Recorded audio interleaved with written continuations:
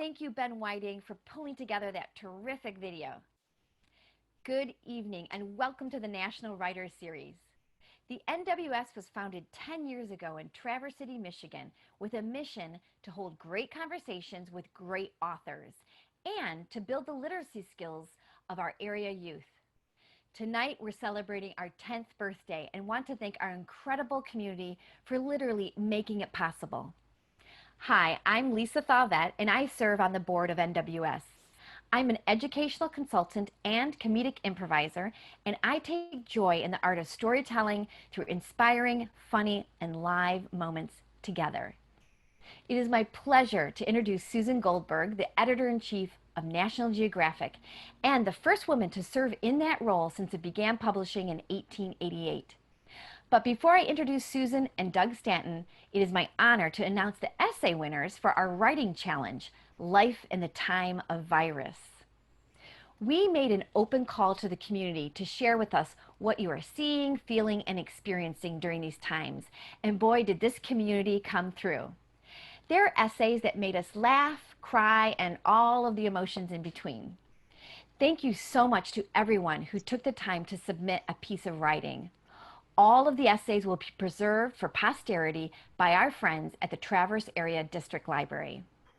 Still, we needed to pick some winners, and thanks to 4 generous donors, these winners are all getting cash prizes.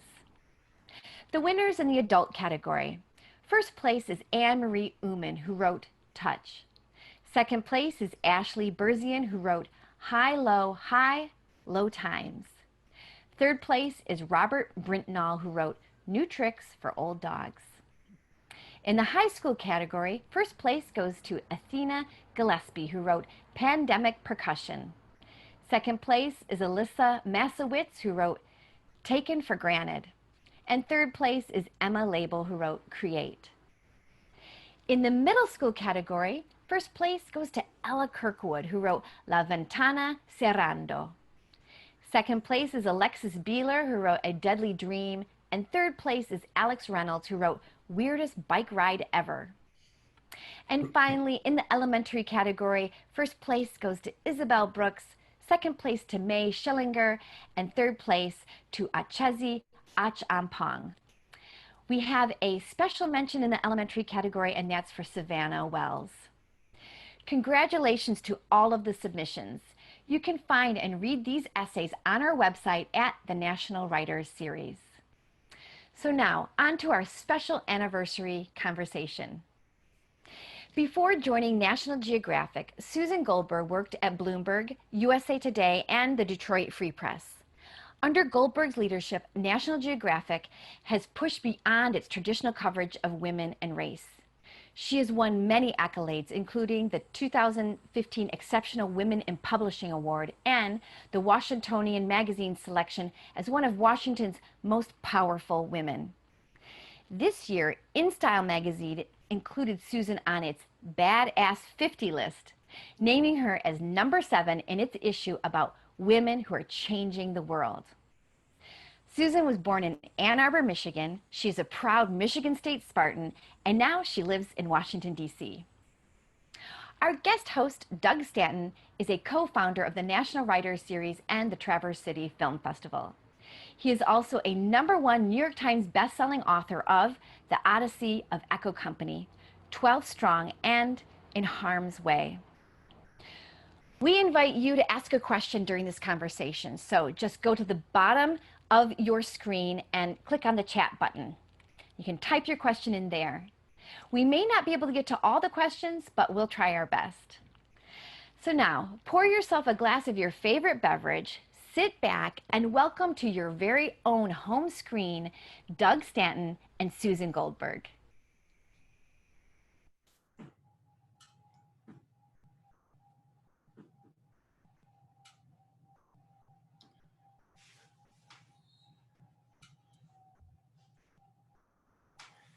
Hi, Susan.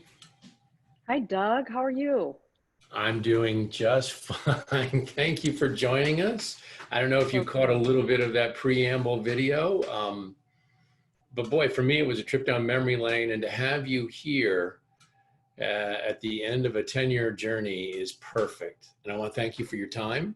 And I want to thank you for what you're doing for all of us out there in the world of storytelling. And tonight I'd like to cover your career and cover the arc of this great magazine, National Geographic. And this issue happens to feature, it's the September 2020, an issue about the Great Lakes, which I think we want to get to, but go ahead. Absolutely. That is our new September issue. It is just out August 15th, and there's a terrific story in there about how climate change is affecting the Great Lakes. But actually, we've got another big story on the Great Lakes coming up in our December issue as well. So a ton of Great Lakes coverage we have in store. Well, I was swimming in Lake Michigan today, as I do almost every day, twice a day, and it's quite beautiful. I know it's near to your heart as well.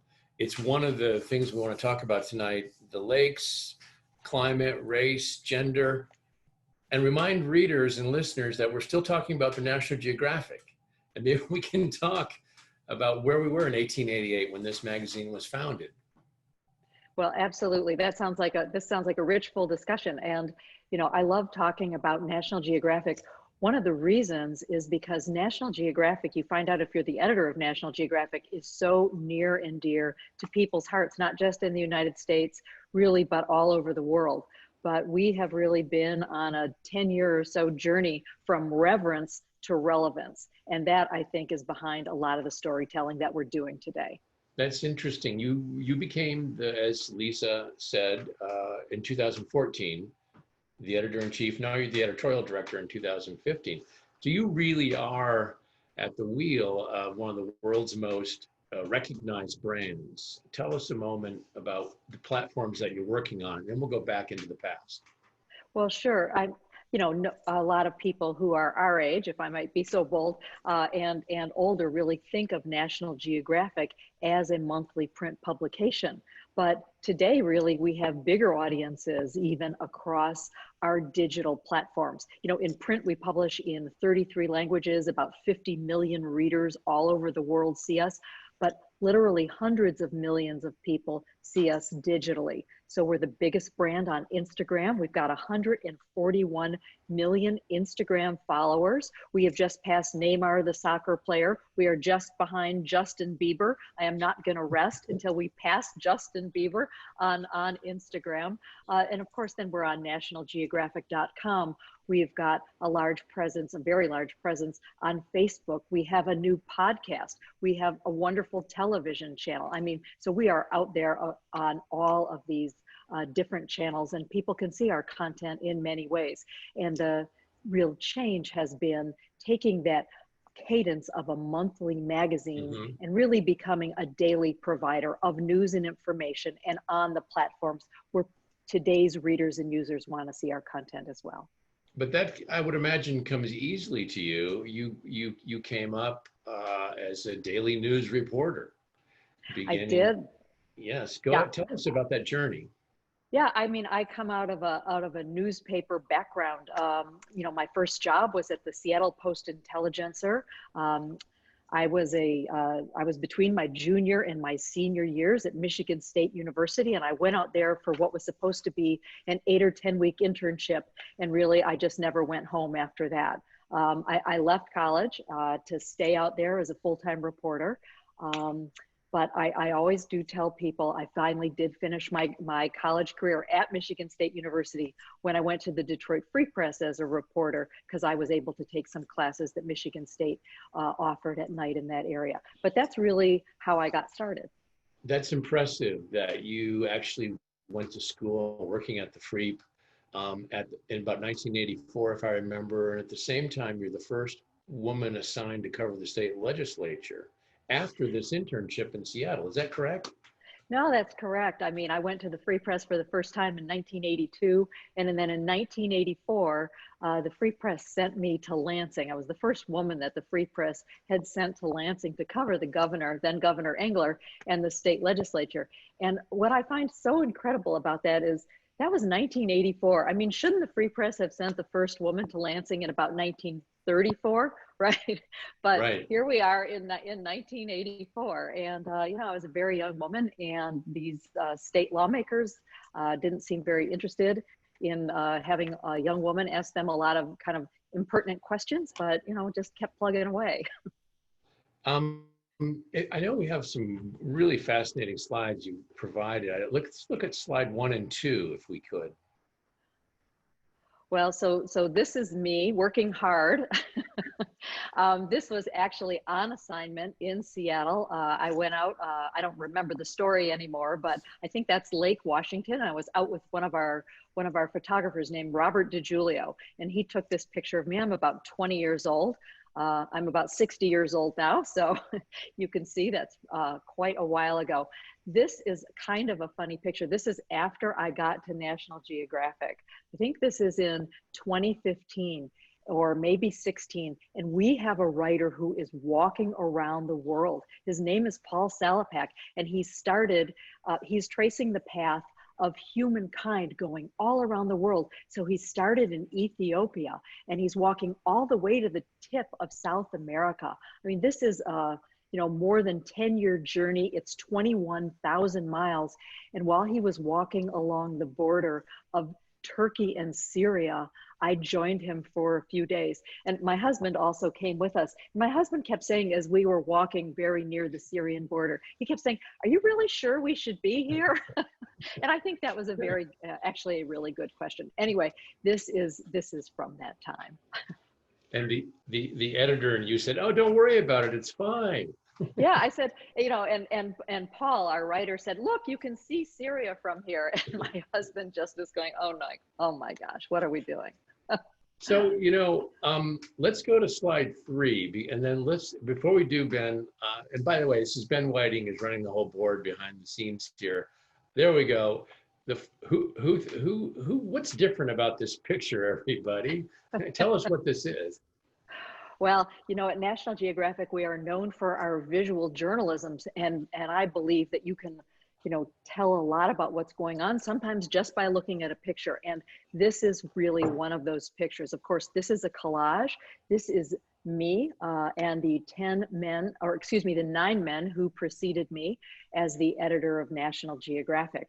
You know, and I do look at this sometimes and I think, wow, I am so lucky to be in this position. I am so humbled to be in this position. And then other days, if I'm not in a very good mood, I look at this picture and I think, this is incredibly depressing, right? This just tells you how long it takes for women to get anywhere. I mean, National Geographic's founded in 1888. I become the editor in 2014. So basically it takes them 125 years to find a woman for the job. But mostly when I look at this picture, it just makes me smile because it reminds me of what they say on Sesame Street, which is one of these things is not like the other.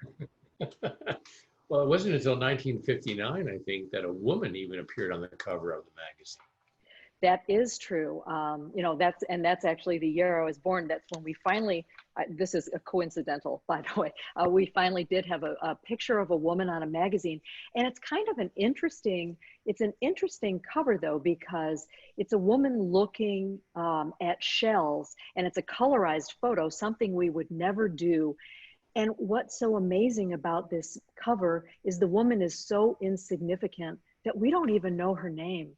We think she might have been the wife of the photographer, but actually nobody is sure. So it was really a woman used then as a decorative object, essentially. Right. And of course, now how we picture women is completely different.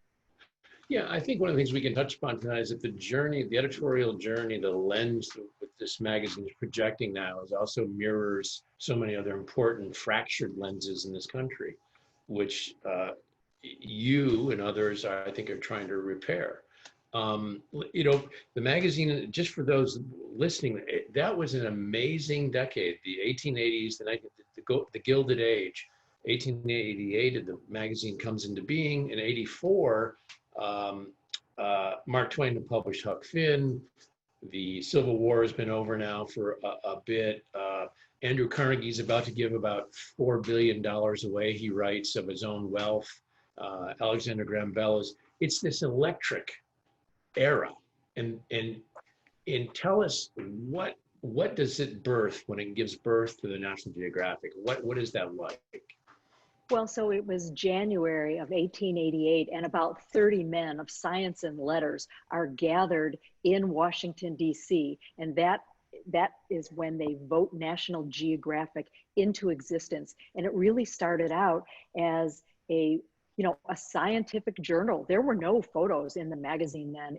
It had a plain brown cover. It was incredibly dense. I know I've tried to read, some of these stories from our very first issues. It was very scientific and very tough. But this is the height of colonialism, and the world is really divided up into the colonizers and the colonized.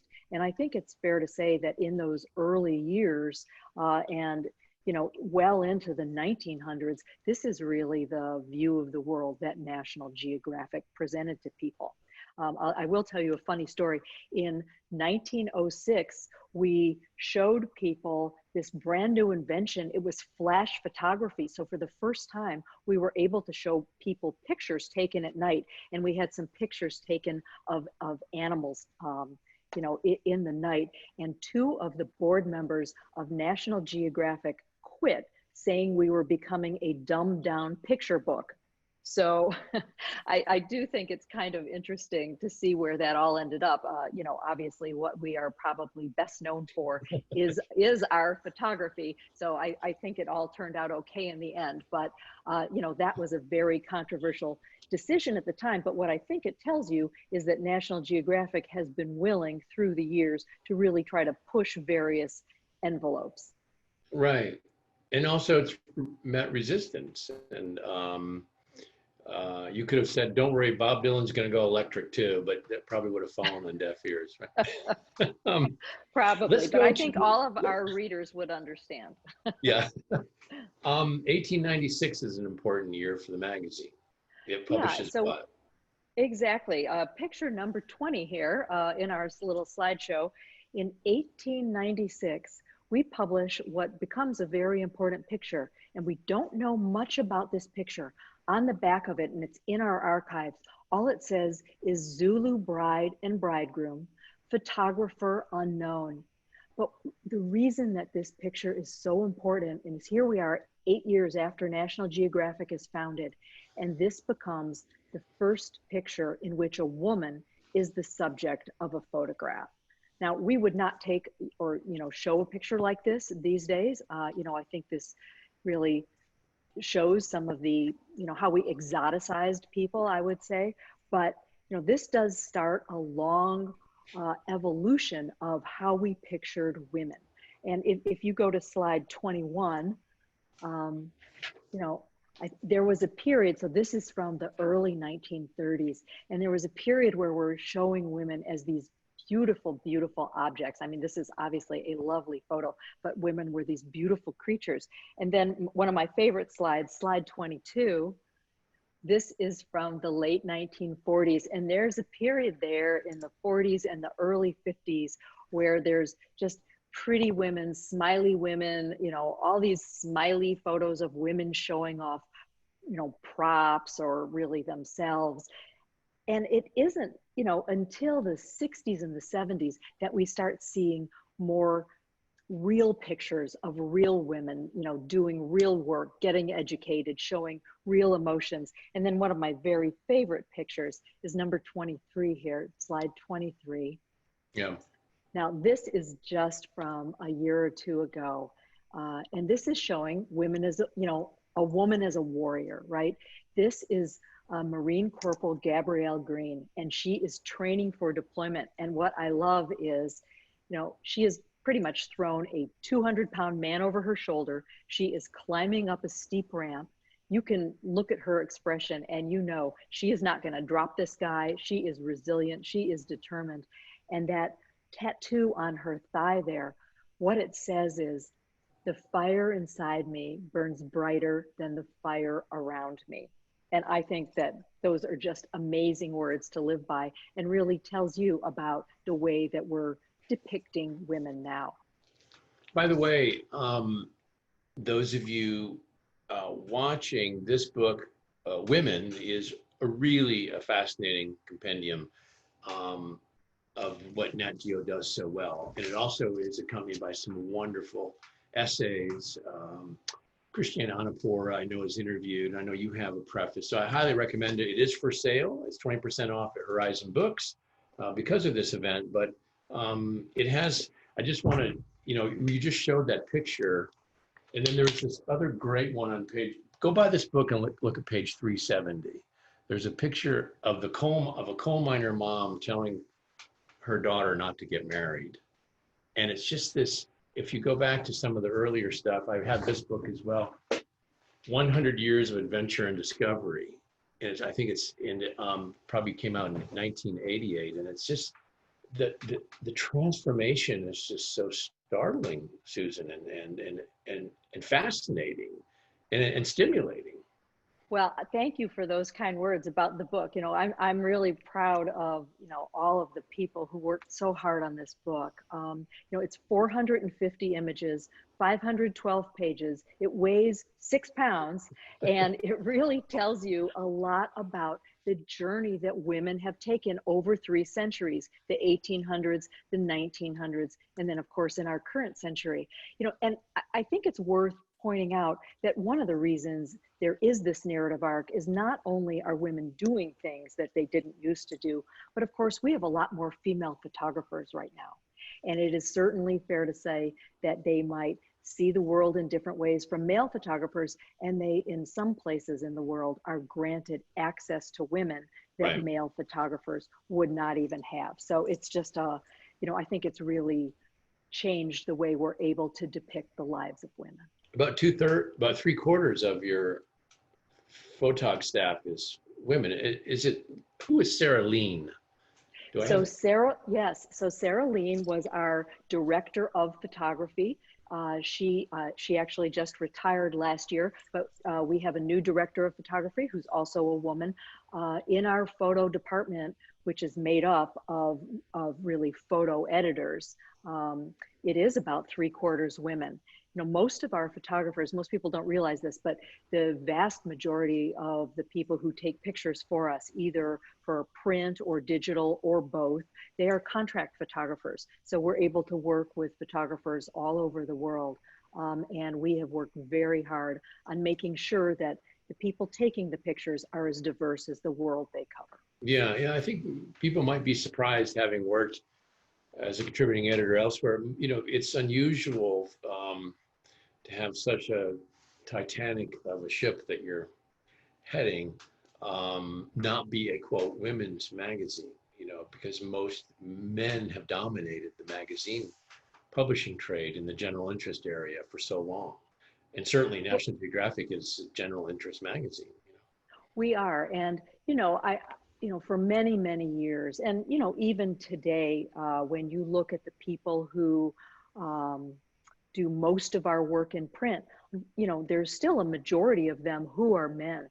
But across our digital platforms, we're about 50-50 male, female. One of the areas that we are working hard on and still have a lot more work to do is making sure that we have enough people of color take pictures for us and, write stories for us.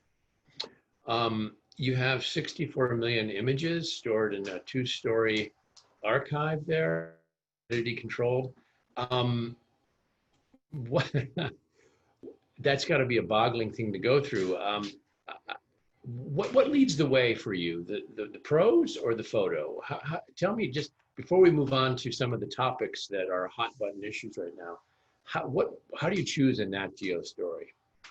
Well, it isn't really the words or the pictures leading the way. I think it's the subject of the story, right? What is a story that we can tell that is relevant, that people want to talk about, that we can show in ways that nobody else can? How are we going to tell this story so it is different from how the New York Times would tell the story, or how Time Magazine or CNN would tell this story? How are we going to do this work across our platforms in ways that are unique to each platform, that can exploit the strengths of those platforms, and that can reach a different set of readers on the platform? So, to me, I want to make sure stories are relevant, that they make sense for National Geographic, yet, you know, people could expect to, you know, see them in our, you know, across our editorial content, but also that we can tell it in a unique way. Those are, you know, just some of the ways we decide to tell stories.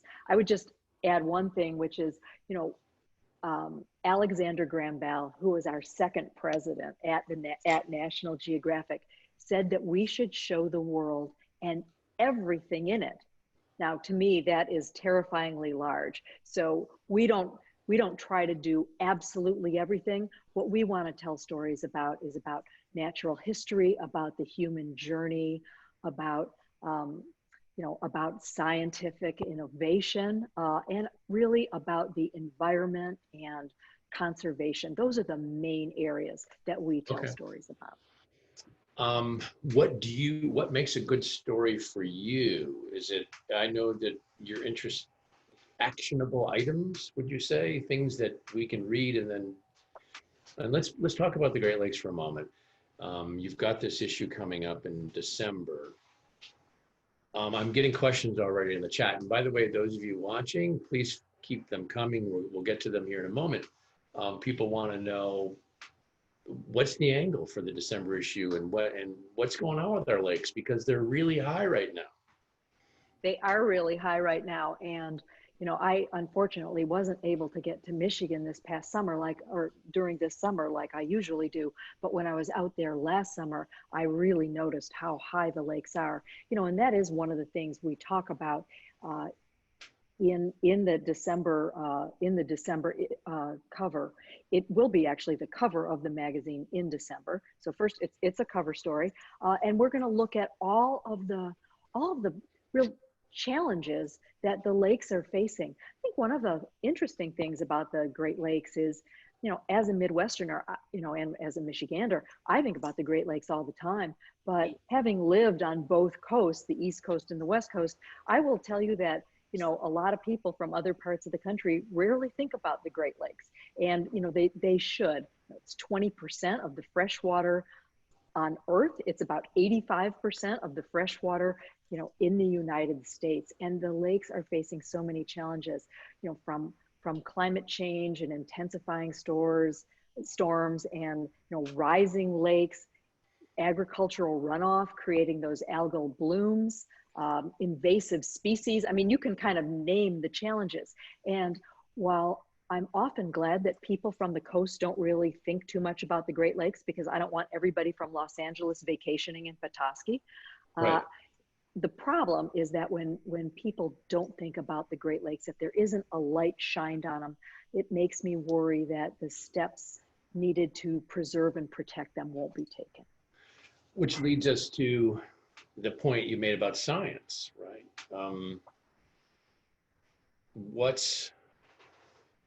When you're done, so I just got a question here about the no ice. So the December issue, the September issue right here, right, is about the lack of ice on Lake Erie and Lake Huron, I believe. What do we do? Is there any conclusion in that story, or what do your readers tell you that the sustenance they're drawing out of these stories? You know, climate change is one of the toughest issues that we cover. For one, it has been so politicized that, you know, when you write about climate change, a certain number of people get very upset because they for one, don't believe it. And then, you know, two, they think, oh, you're taking a political side. You know, what we try very hard to do is really just follow the science. And I think if we're going to have any impact on climate change, people really need to understand where it's happening, what that looks like, and then what can we do? And basically it involves changing, you know, how we light up our cities and, you know, how we create and produce energy. It means moving to a different energy model. But you know, what worries me about climate change coverage is it does make people angry. And I think National Geographic needs to try never to give people a lecture.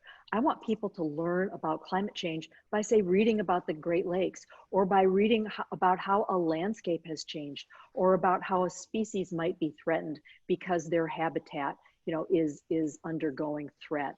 There are so many ways to talk about climate change other than a political lecture, and I think we want to invite people into that conversation, to do that in our words, to show them images and graphics and other visuals that make it hard for them to put it down. The last thing I want is for somebody to get disgusted and just put it down and walk out of the room. Right, exactly. I mean, you've done a piece on plastics, right? A big story. I know that absolutely. We've got microplastics in the water is also a very big issue we're dealing with. Extinction, slides 8 and 9. I know you've, and then also there's a, there you go. Go ahead. Yes. So, species extinction is something that we cover a lot, and we do it in a couple different ways. This is an important picture for a couple of reasons. Not only does this show the death of the last male northern white rhino, right? So this species is going to go extinct. But this is an example really also of how we're telling stories now. So this is a picture taken for our Instagram account by Amy Vitale, who is one of our natural history photographers, really an amazing, amazing photographer. And here she is documenting this, such a moving moment. This was our most liked picture on Instagram in 2018, the year it was taken. And then if you go to the next slide, slide 9, you can see how we're using that content also in our print publications. So, increasingly our content might start on one of our digital platforms, in that case on Instagram.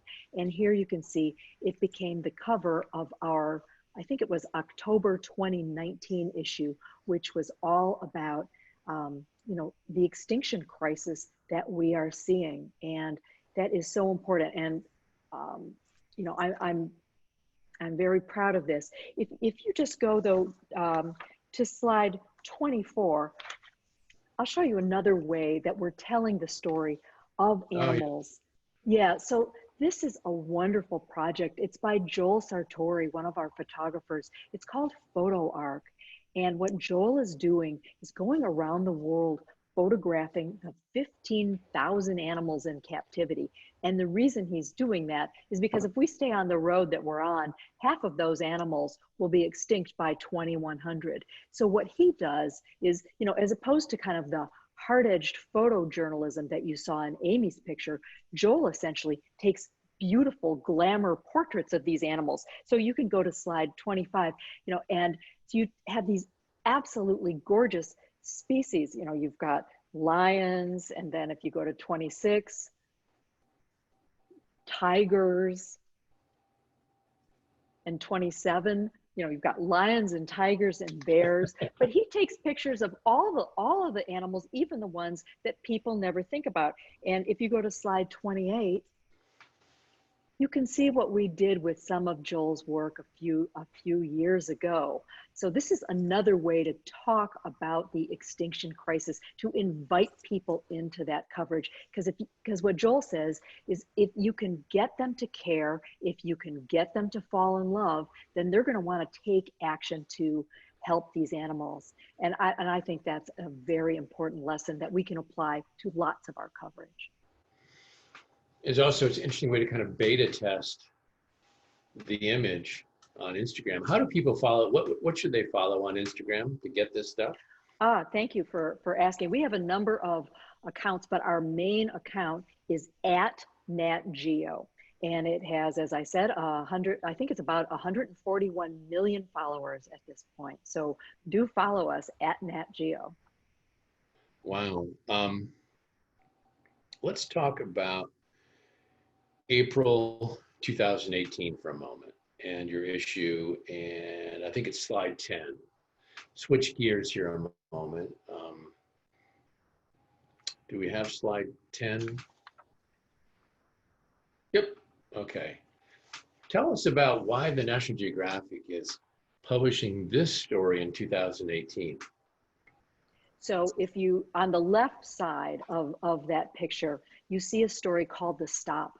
The Stop was one of a number of stories that we did in a special issue from April 2018 on race. And, you know, we had all kinds of stories in that issue. You know, one was about, you know, the science of race, which is to say there is no science of race. Everybody is the same under their skin. And we had a story that examined that. We had a story about white people and, you know, how threatened some white people are feeling because race in the United States is a subject that is changing in real time. This year, for the first time ever, a majority of people under 18 will not be white. They will be something other than white. And so, you know, this is real time. But we also had a story in there called The Stop, and it was looking at police stops and the disproportionate number of police stops of Black and brown, mostly men. And we had that in there, and it was kind of a controversial story, but we had that in there because I couldn't figure out how we could really do an issue that was about race, that was taking stock of where we were on race without including this incident, which so often has become a flashpoint of a national conversation around race, and which of course we have just seen, you know, just this past spring with the stop of, you know, George Floyd and his subsequent death, and then leading to the racial reckoning that is now going on. So, you know, I'm really proud of that issue. I'm proud of the letter that we had in there talking about some of our coverage of race in National Geographic, especially earlier on, and how I don't think we always did the right thing, and how that coverage really didn't start to change up until about the 1960s and 1970s. But I think it was very important for us to own how we covered race, but then to really look at the broader story of race in the United States and around the world. You know, it's your news. You know, who did they tell you go ahead and do this, or did you just think I'm going to do this and then ask for forgiveness afterwards? How? Because you're breaking so many barriers here with this magazine, and you know and you know your bravery is really inspiring. You know. Well, I don't know if I would really term it that way. Look, National Geographic has been covering the human journey, right, for 132 years. And my goal is that we would cover the human journey in modern ways, in ways that are relevant now and that people want to talk about. You know, I don't want to be your National Geographic of my grandfather's era, right? Stuck in some attic or stuck in some basement. And believe me, I am the editor of National Geographic. I hear every day practically about people who have 9,000 pounds of National Geographic in the attic or in the basement. And while, you know, I love how reverent people feel about the brand, I think it's more important to be relevant. I want our magazine to be picked up, thumbed through, you know, seen on every platform, talked about, debated about, discussed. That is what I think is surprising and interesting. So I don't know if it's bravery or we want to stay in business too, right? We need to be a relevant, discussed publication. And when I say publication, I mean across every platform.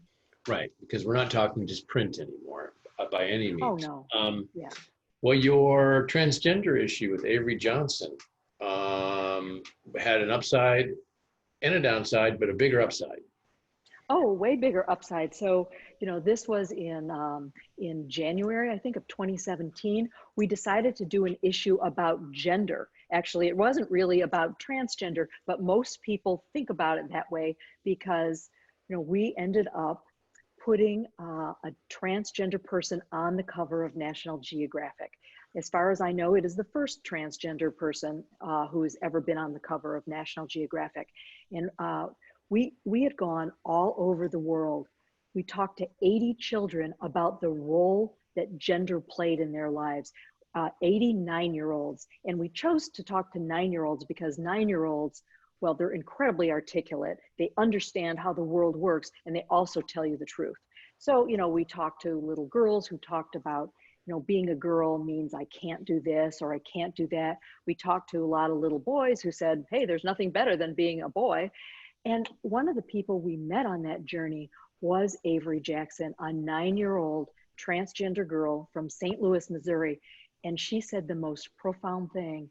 I mean, she looked straight into the camera of our photographer, Robin Hammond, and she said, the best thing about being a girl is now I don't have to pretend to be a boy.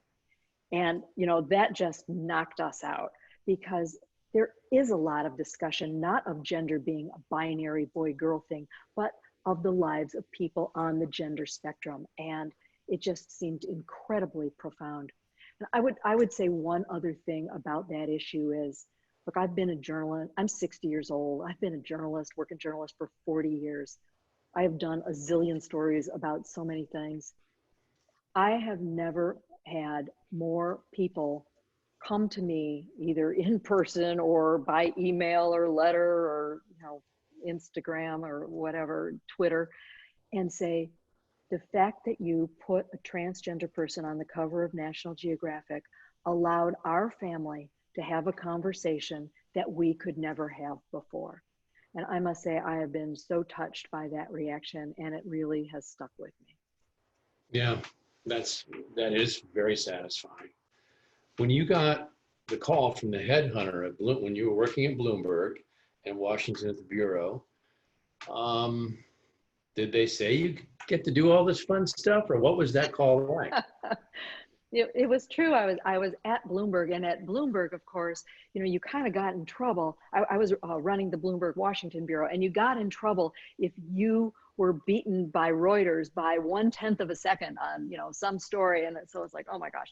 And I was just sitting there contemplating whether I wanted this to really be, you know, what I wanted to do as a journalist. And the phone rings, and it's a headhunter, and she's like, you know, there's this job at National Geographic, you know, Susan, I think it would be a lateral move. It might not really pay you as much. And I'm like, yeah, I want to go talk to them. So I did end up getting that job. I was so lucky, and, you know, have really been there ever since.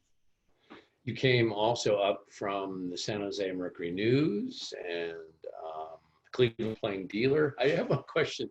You said I read that you were very disappointed to leave Cleveland, that you really grew fond of Cleveland. Well, I'm just curious, what was that? Well, Cleveland, well, for one, as a news person, Cleveland's a great news town, right? You know, there were all manner of, you know, bad people to investigate, and there were terrible corrupt government officials, and the coverage that we did helped get them all voted out of office. So it was incredibly satisfying. But right. Cleveland really is a great news town. You know, the Plain Dealer, I thought, was a very important resource in that community. And Cleveland, you know, is a lot, I felt like being a Midwesterner, you know, having spent a lot of time in Detroit, I understood Cleveland, and I thought there were so many good things and so many troubling things about the community that you wanted to shine a light on. I mean, people doing just tremendous work to help make that community a better place, but also incredibly tough stories about an impoverished community, and, you know, a lot of kids with, you know, without the resources they needed, and to try to shine a light on the good things and the bad things. And I've always tried to do that everywhere I've been. You know, you shine a light on the bad things so people can do something to make it better, like you throw out all those bad government officials, but you shine a light on the good things so people can celebrate those achievements, so they can emulate them, so they can have hope. And, right. And that's the same sense I have about storytelling at National Geographic too. You shine the light on the tough things and on the good things. Where does this fire come from? You grew up in Ann Arbor. I think your mom was a librarian and your dad was a professor. And talk about what happened to you in 8th grade. Oh, 8th grade, I remember it well. No, there's only really one thing I remember about 8th grade, and it is this particular incident. You know, I was in a civics class, and we were asked at Tappan Junior High School, and we were asked to write a story about what we wanted to do. And I called my term paper, or whatever, no, I don't know what you call it. I called my paper Opportunities in Journalism. And of course I spelled opportunities wrong. I had the wrong number of P's, starting a long career of misspellings. But I was I was just so taken with it. And I've come to realize that what got me interested in journalism is if you were growing up in Ann Arbor in the 1960s, there were huge protests on campus every day. And, you know, around the Vietnam War, right? And, you know, my parents were both on campus. I would get to campus all the time. I'd see this, I'd hear about it. You know, Students for a Democratic Society, incredibly active there. And what you could see was the activities of these students. They were being covered, and reporters over in Vietnam covering these stories, exposing lies of the administration. You know, you're seeing the incredible political pressure on the administration, and you're seeing how journalism can actually change things. And to me, that is something that I've never gotten over, right? It sounds so corny, but I want to make the world a better place. I want the things that we cover to help things. So I don't know if, you know, we can fix climate change at National Geographic, but if we can help people understand this story and understand the stakes and understand it's not some hoax, and here are some things that we can actually do, then that is a contribution that I feel like I can make. Did your mother and father encourage your interests? Were they out there in the front lines, or just were you watching?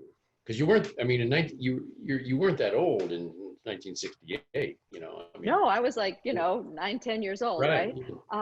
But you know, we would go to campus. My parents were not radical in any way. You know, I think they were you know, pretty conservative, not politically conservative, but you know, personally kind of conservative people. They were not out there with signs, for sure. But what my parents gave me was something I realized was so important. They were curious people, and they wanted to know about the world, and they explored the world, and they took me and my sister with them.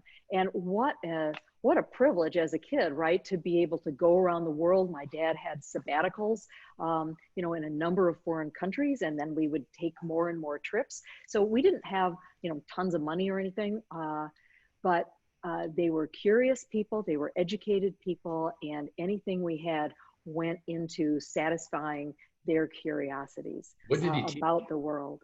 My father was a sociologist and demographer. So he was really interested in the human journey. And I think out of all of the things that we cover at National Geographic magazine, that's probably, of course, I love all of our topics equally, but that is probably the thing that interests me the most as well. And your mother?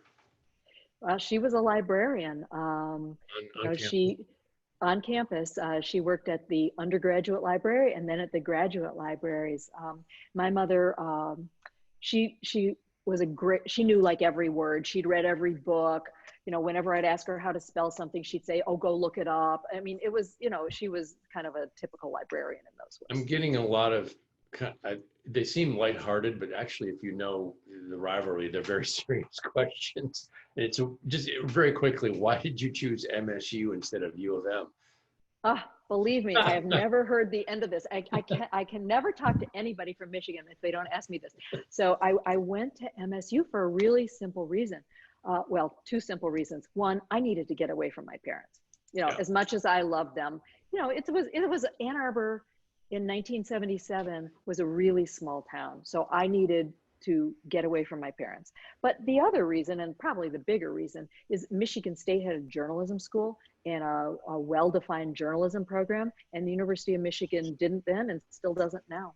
Right. I want to talk about that for a moment because you've done something really amazing.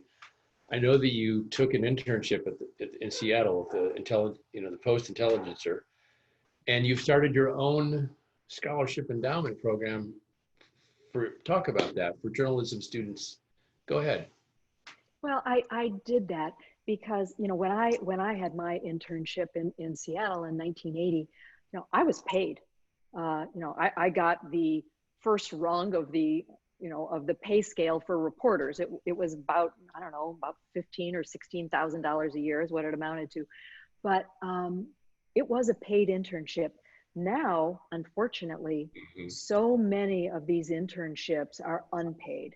And if that's the way it is, and it's going to mean that only wealthier kids can get those internships and can take those internships, because lots of kids need to get paid, right, in the summer to be able to Sure. make ends meet.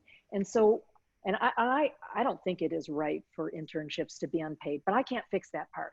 What I can maybe do something about is create a stipend that will, you know, help put money toward maybe rent, or maybe food, or maybe it means they don't have to have two jobs, to so people of all, you know, economic backgrounds can become journalists. It is so important that we still have, you know, the best and the brightest people from all backgrounds becoming journalists, and to be able to, you know, bring their own view of the world into the journalism, you know, that we all can see. So there is a diverse group of people telling stories. And if people are forced to take unpaid internships, it means a bunch of people can't take them. Right, exactly. No, well, so you believe in the journalistic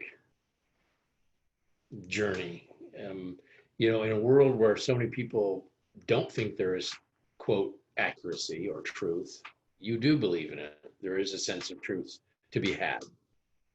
I absolutely believe that. And I don't think it's, you know, a situational thing. I think sometimes truth can change. I mean, I see it all the time in our coverage of science, for example, right? We're going to follow that science, and we're all getting a real science lesson right now, you know, with COVID-19, and looking at the development of a vaccine. And, you know, some days the news and the science is very good. That might, you know, you feel really positive, and then somebody says, oh, this isn't working, you know, let's try something else. Or initially their advice was, you don't really have to wear masks. Now the advice is mask up, everybody. You know, that can really change things. So we're seeing science happen in real time. And in our coverage of this topic, which I think is a very important global public health issue that National Geographic can cover in real time, you know, it's, you know, we're following the ebbs and the flows of that. And what I really hope is that this will somehow make people trust science more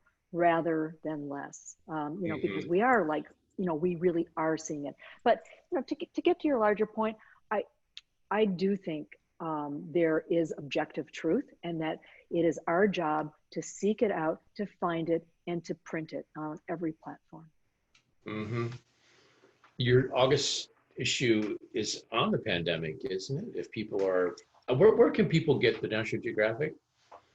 Oh, well, you know, newsstand sales are this is a troubling and difficult time for newsstand sales. It was troubled before the pandemic. It is even more troubled now. But we are available on newsstands. If you can find a newsstand, you know, Barnes and Noble is a good place to buy National Geographic. But I think what's even better is if people subscribe to either nationalgeographic.com, subscribing digitally, or subscribing in print, or subscribe to get both, to get access to both the digital and the print. And it is not an expensive proposition. It probably should cost more money. It costs about $20 a year to subscribe to both digital and print. And so that's where people can get National Geographic. Yeah, okay, good. Well, I'm getting lots of questions here. Why don't we start to turn to that? I mean, I think it's just so fascinating because you have the mind of, you're moving as a news editor and reporter, and you've actually moved on to these multi-platforms of which are both can respond very quickly, right? You can adapt and change. And then the print's kind of more that's your North Star in a way. That's what sticks in the library maybe, but it's really a fascinating model. Before we go to the questions, what is the story that we don't know right now that we should be aware of? Can you look down the road a bit? I mean, we've done pandemic. What's going on in the world right now? What's coming down the pike? Because you just tell people how far out you're planning, by the way, probably editorially. Yeah, so print is, you know, the least nimble of all of our platforms. You know, we can compete with anybody on our digital platforms in terms of getting something out there right now in real time.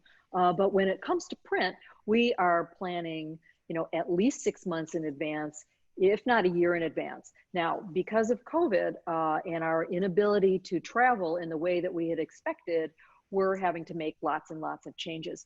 But for example, our August cover, as you mentioned, it is on the pandemic. What we did was we looked back at pandemics through history. Now in November, we've got an entire special issue devoted to the pandemic, and we're looking at how that is going to change us. How has it changed us now, and how is it going to change us going forward in the areas that people who read National Geographic care about? For instance, how is it going to change our view of science? How might it change our attitude toward the environment?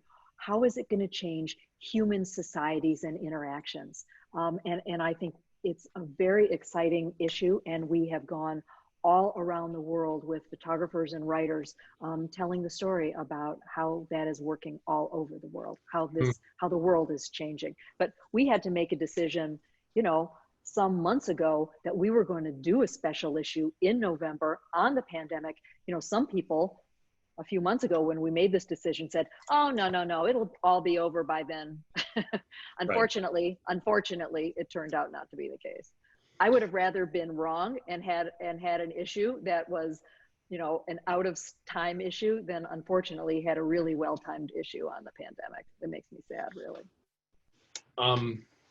Anne McPhail asks, what advice could you give us to help foster difficult conversations in our community about racism? And since you deal with this in editorial meetings and you're sending out, you're hearing a lot. What are you hearing? Well, and, I think that is a good question. And we have to have those difficult conversations in our own organization. We have been gathering in small groups. We've been having, what we call brave conversations, where people are invited really to bare their souls, what's working, what's not working, where do people think we haven't done the right things in our storytelling. How are we doing, well or badly, in terms of having a diverse enough staff? And, I think they need to be conversations where people feel like they can be safe to express their own vulnerabilities, express their concerns, and express even anger, if it comes to it. So I think it's very important for workplaces, all kinds of workplaces, to have those conversations. But they're not easy. They're really tough. I'm not sure anybody's got the real answer. So, right. The question goes to how could you do that in your neighborhood, I think, or at the coffee shop? And the answer seems to be you just have to have it and to follow some rules, right? There have to be. Are you the arbiter of this? It's a room that you're gathering your staff.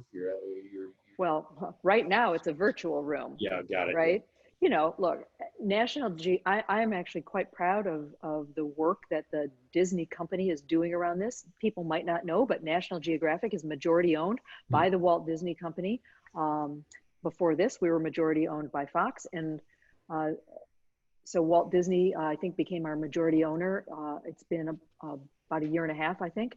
And, Disney has pushed this very hard across it's an amazingly large company. It's got about 150,000 people who work for the Walt Disney Company, but has really pushed hard that these are important conversations for all of our workplaces to have, and have tried to create safe ways for us to have that conversation. Because, and I really appreciate that, because they are not easy conversations. Right.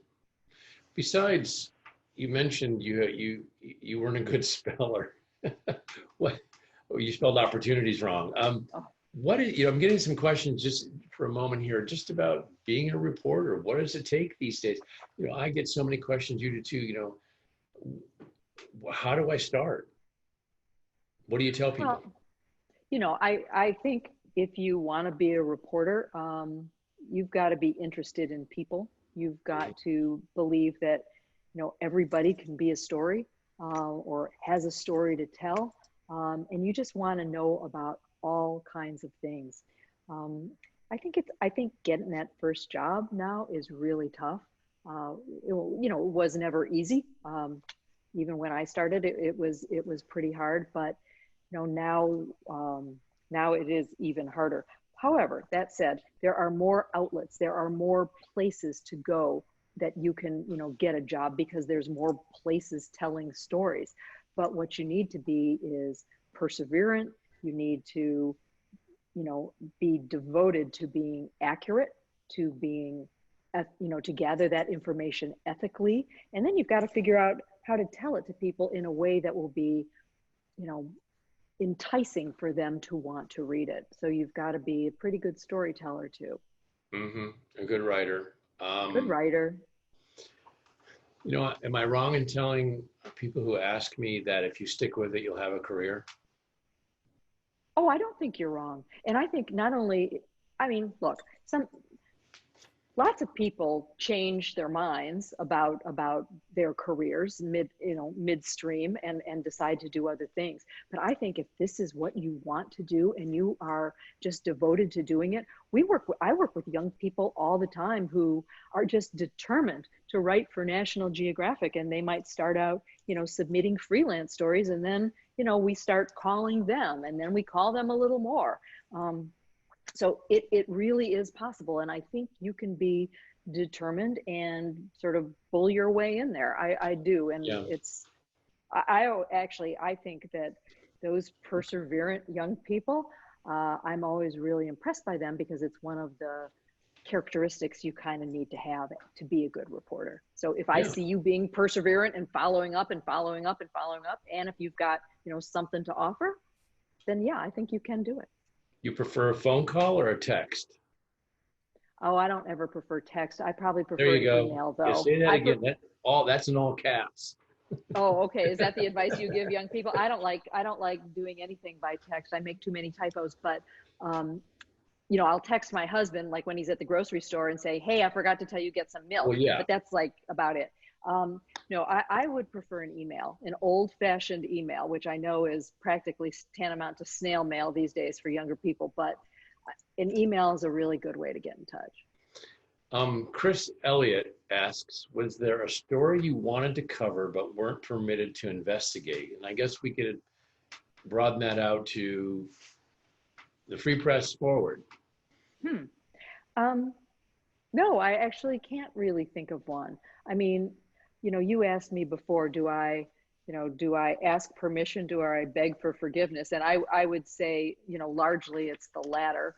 I have been, very lucky. If you're I've been the editor-in-chief, several times now. I think I'm hired for my news judgment and to make judgments. It doesn't mean I don't, bounce my ideas off of my bosses, or if we're going to do something incredibly controversial, at least let them know ahead of time. I don't want to really surprise anybody, but I honestly cannot think of a story where somebody said, "Oh, you cannot ever cover that." I don't remember that time.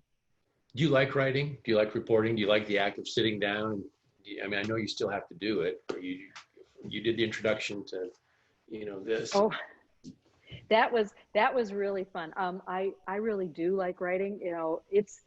But it's hard, right? It's hard to write well, and it's hard to write efficiently. And, I as an editor, I think as most editors know, you still do a lot of writing, but there is something that you never want to forget as an editor, which is the terror of the blank screen. And it makes you empathetic with what writers go through. And it's one thing to edit, but to start with absolutely nothing, it's, I think, even harder in a lot of ways.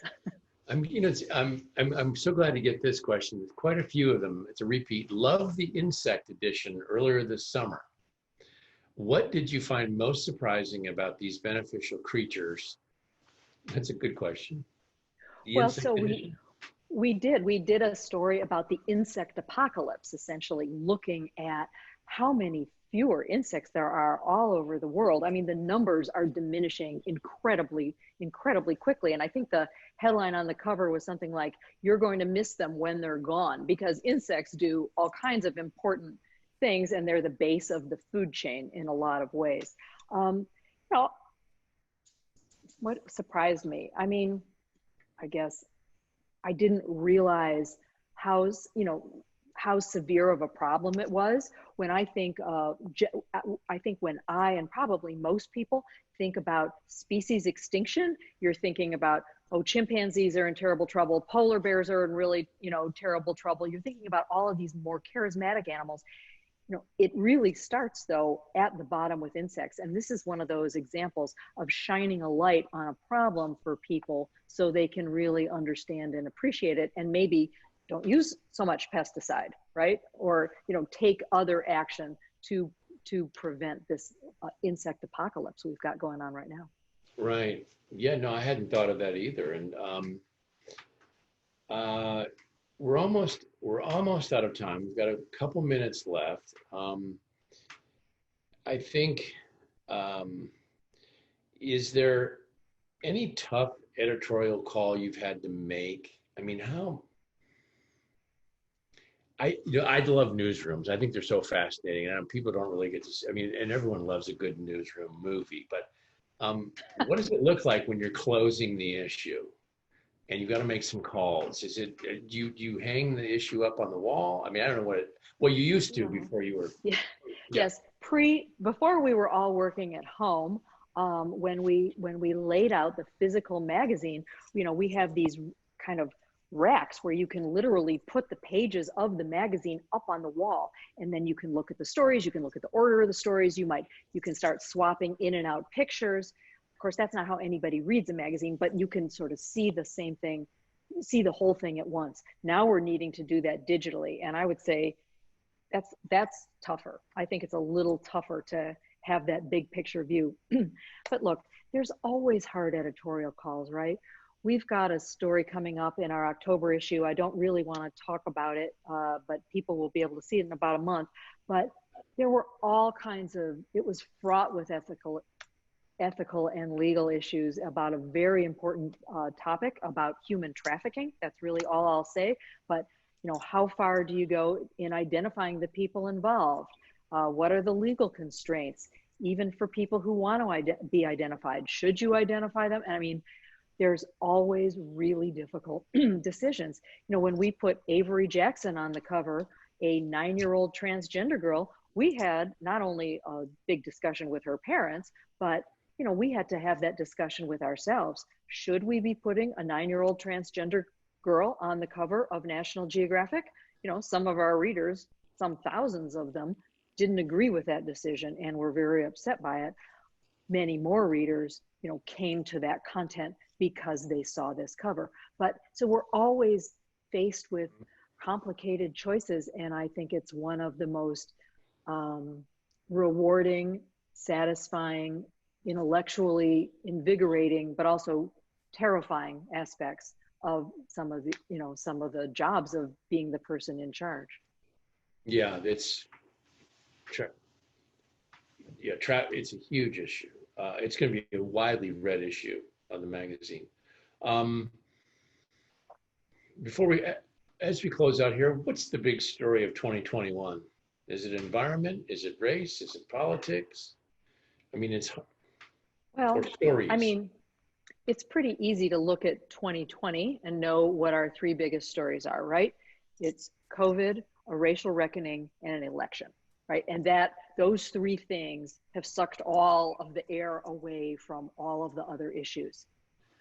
That said, I would say that, COVID and the racial reckoning, no matter what happens in the election, those stories are going to continue on in an important way into 2021. And if there is one thing, though, that we have seen happen from COVID, it is that, we are a small planet. We are a vulnerable people. This virus has exploited every weak link in the human armor that we've got. And I hope that people will step back and look at this and say, wow, this is going to take some global solutions to solve problems, not just like COVID, but about racial disparities, economic inequalities, environmental crises. I hope people will take a lesson from what we've gone through and apply it to so many other things where we need to really rethink what we're doing. Well, thank you so much, Susan Goldberg, for being here tonight. That's a great place to end. I want to thank all of you for listening, and I've learned so much talking with you, and I'm very inspired to go on the web and look at the new issues. And it's a new, everyone out there, it's a new magazine. It's been new for a while now. We're just catching on, thanks to Susan Goldberg. So thank you. And thank you, Doug. I really appreciate being here tonight. This is the end of this conversation. If you're going to join us later for the afterglow, you can click on the link that hopefully came in the email. And as I say goodbye, I just want to say thank you to my mom and dad. My mom is listening. My dad isn't. Ann and I started the Writer Series just about 4 feet from where I'm sitting here to my left at the kitchen table 10 years ago. It has grown beyond our wildest dreams, and I could never have imagined on that January day sitting down with you, Susan, and looking back and we're really looking forward tonight. And that's what's so exciting, because you're telling new stories in new ways. And I'm grateful. I'm grateful to all of you. So good night. And as they used to say, good luck.